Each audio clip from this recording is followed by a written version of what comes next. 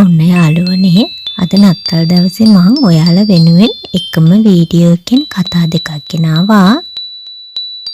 එක ගමක ගෝපාල් කියලා ළමයෙක් ජීවත් වුණා. ඔහු කවදාවත් තමන්ගේ අම්මට හරියට කතා කරේ නෑ. හැම වෙලාවකම අම්මට බනින එකමයි කරේ. ඔහුගේ අම්මගේ මූණේ එක පැත්තක් පිච්චිලයි තිබ්බේ.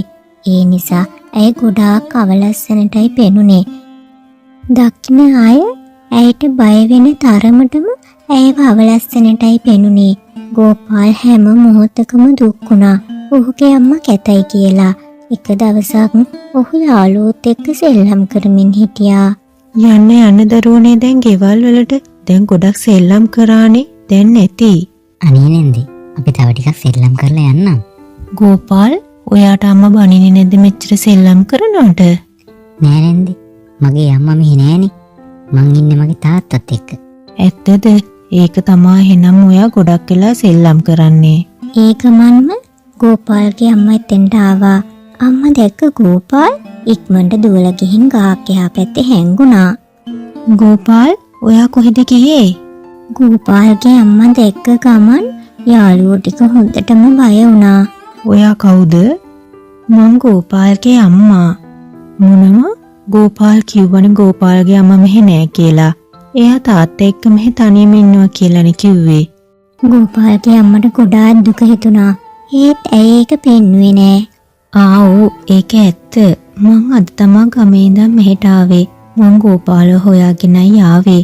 එයාව දැක්කොත් කියන්න මං එයාව හොයාගෙන ආවා කියලා. ඒ ටික කියලා ගෝපාල්ගේ අම්මා එතනින් යන්න ගියා. ඊට පස්සේ හැංගිලා හිටිය ගෝපාල් එළියට ආවා. ගෝපාල් ඇත්තට මේ ඔයාගේ අම්මද? එයාගේ මූණට මොකද වෙලා තියෙන්නේ? එයාගේ මූණ දකිද්දි ගොඩාක් බය හිතෙනවනේ. එයා දැකලා ඔයා හැංගුණේ. ගෝපාල්ට යාළුවන්ගේ ප්‍රශ්නවලට දෙන්න උත්තරයක් තිබ්බේ නෑ. ඔහුට අම්මා එක්ක තවත් තරහ ගියා. ඔහු මොකුත් නොකිය එතනින් පිටත් වෙලා ගෙදර ගියා. ගෙදර ගිය ගමන් ඔහු තමන්ගේ අම්මට බනින්න පටන් ගත්තා. අම්මේ මං ඔයාට කොයිතරම් කියලා තියෙනවද මගේ යාළුවෝ ඉස්සරහට එන්න එපා කියලා? පුතේ ඔයා එන්න ගොඩක් පරක් වුණානේ. ඉතින් මට ගොඩාක් බය හිතුණා. ඒ නිසායි පුතේ මං ඔයාව හොයාගෙන ආවේ. කිසි මොනකමක් නෑ මාව හොයන්න. ඔයාද මගේ යාළුවෝ ඉස්සරහා මාව ලැජ්ජ කරා. එයාලා හැමෝම ඔයාගේ මේ කැත මූණට බය වෙලා. එයාලා ආයේ කවදාවත් මාත් එක්ක සෙල්ලම් කරන්නේ නේ එකක් නෑ. එහෙම කියන්න එපා පුතේ. මං ආයේ කවදාවත් ඔයාගේ යාළුවෝ ඉස්සරහට එන්නේ නෑ. මට සමා වෙන්න පුතේ. ඕන නෑ මගෙන් සමාව ඉල්ලන්නවත් බොරුවට අඬන්නවත්. මං යනවා මේ ගෙදරත් ඇරලා දාලා. එතකොට කවදාවත් මට ඔයාගේ මේ කැත මූණ බලන්න වෙන එකක් නෑ. ගෝපාල්ගේ අම්මා ඔහුට තේරුම් කරන්න ගොඩාක් උත්සාහ කරා.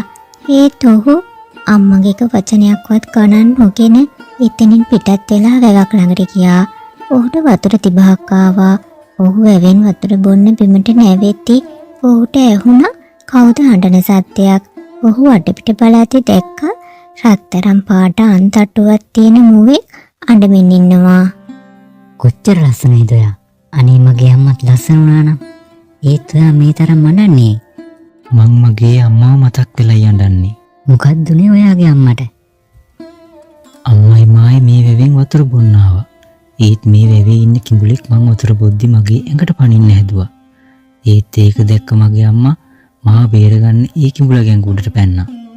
මාව බේරගන්න ගිහින් අම්මා ඒ කිඹුලත් එක්ක මේ වැවේ ගිලුණා. දැන් මං හැමදාම මෙතනට ඇවිත් අම්මාව මතක් කර කර අඬනවා. ඔයාගේ අම්මා ගොඩාක් ලස්සන ඇති. අනේ මගේ අම්මත් ඒ වගේ ලස්සන වුණා නම්. ඔයාට පිස්සුද? ඇයි ඔයා දන්නේ නැද්ද මේ ලෝකේ ලස්සනම වටිනම දේ තමන්ගේ අම්මා කියලා? ඔයා බොරුකාරයෙක්. මගේ අම්මා ලස්සන නෑ. එයාව දකින්න හැමෝම එයාගේ මූණට බය වෙනවා. මං එයාව අතහැරලා දාලා ගෙදරින් පැනලා ආවා. ඔයා මොනවද මේ කරලා තියෙන්නේ? ඔයාගේ අම්මගේ මූණ දකිද්දි බය හිතෙනවා නම් අනිවාර්යෙන් ඒකට මොකක් හරි හේතුවක් ඇති. ඔයා එක වැඩක් කරන්න.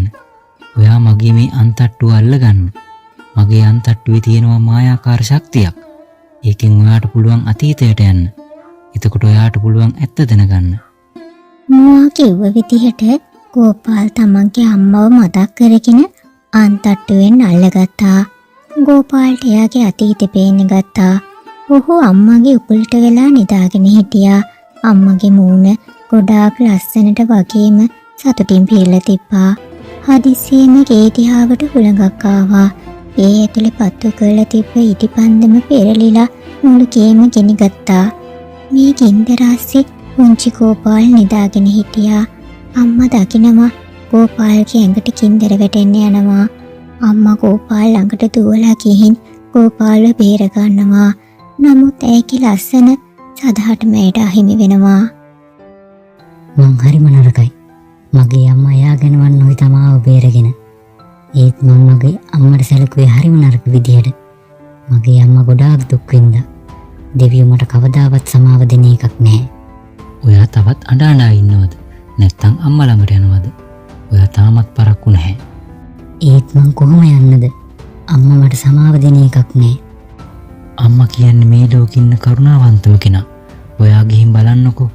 ඔයාව දැක්ක ගමන් ඔයාගේ අම්මා ඔයාව තුරුල් කරගනීවි.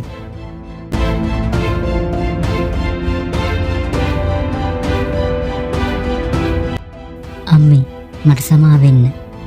මට ඔයාව තේරුම් ගන්න බැරි වුණා. අම්මා මොකුත් නොකියම ගෝපාල්ව තුරුළු කරගත්තා.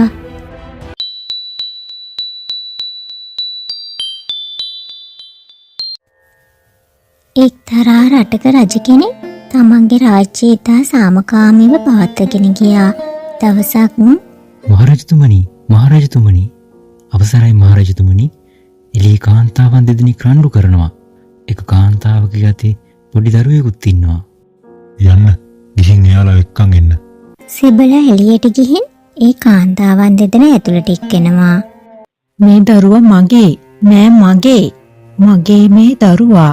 ඔයා මගෙන් මේ දරුවා උදුර ගන්නයි හදන්නේ. ඔයා බොරු කියන්නේ. මේ දරුවා මගේ. ඔයාලා දෙන්න කට වහගන්න. දැම්මට කියන්න මේ දරුවා ඔයාලා දෙන්නගෙන් කාගේද? මගේ මහරජතුමනි. නෑ මහරජතුමනි, මේ දරුවා මගේ. මේ කාන්තාව මගේ ගෙදරට ඇවිත් මගේ දරුවා හොරකම් කළා. බොල් කියන්න එපා. දරුවා ඔයයි හොරකම් කළේ. ඊට පස්සේ රජතුමා ඔහුගේ බුද්ධිමත්ම ඇමතිගෙන් අහනවා, මේ අහන්න චතුර්දාස්, ඔබට පුළුවන් මේ දරුවා කාගේද කියලා කියන්න? එහෙමයි මහරජතුමනි, මට කියන්න පුළුවන්. මං දැම්ම කියන්නම්. එහෙම කියලා ඇමති කාන්තාවන් දෙදෙනා මැදින් ඉරක් අඳිනවා. චතුර්දාස්, මේ කුමක්ද ඔබ කරන්නේ? ඇයි මේ ඉරක් ඇඳලා? මහරජතුමනි, ඔබ ටිකක් බලාගෙන ඉන්න. දැන් හොයාගන්න පුළුවන් කවුද ඇත්ත අම්මා කියලා. මේ අහන්න. ඔබ මේ දරුවගේ අතින් අල්ලගන්න. එතකොට ඔබ මේ දරුවගේ කකුලෙන් අල්ලගන්න. කවුද මේ දරුවා තමන්ගේ පැත්තට ඇදලා ඇයි තමා මේ දරුවගේ ඇත්ත අම්මා? කාන්තාවන් දෙන්නම හයියෙන් දරුවව දෙපැත්තට අදින්න ගත්තා. දරුවා හයියෙන් අඩති එක කාන්තාවක් දරුවා අතෑරියා. අනික් කාන්තාව දරුවා උදුරලා තමන්ගේ අතට ගත්තා. මහරජතුමනි, මමයි මේ දරුවගේ ඇත්ත අම්මා. ඔව්, මේ දරුවා ඔබගේ. එහෙම නේද චතුර්දාස්? නෑ මහරජතුමනි, මේ දරුවා මේ කාන්තාවගේ නෙවෙයි. මේ දරුවගේ ඇත්ත අම්මා තමා මේ අඬමින් ඉන්නේ. ඒ කොහොමද චතුර්දාස්? මහරජතුමනි, දරුවා අඬද්දි දරුවගේ වේදනාව තේරුම් ගත්ත කෙනයි ඇත්ත අම්මා. මහරජතුමා ඒ දරුවව තමන්ගේ ඇත්ත අම්මට ලබා දෙනවා. අනික් කාන්තාව සිරබාරයට ගන්නවා. අම්මා කියන්නෙම සසරක්. මොන අම්මා කෙනෙක්වත් කැමති නෑ තමන්ගේ දරුවා වේදනාවෙන් ඉන්නවට. ඒ තමයි අම්මගේ ආදරේ. රූපයෙන් මොනතරම් හවලස්සන අම්මාවරු හිටියත් හදවතින් වගේම මව් සෙනෙහසින් හැම අම්මා කෙනෙක්ම ලස්සනයි.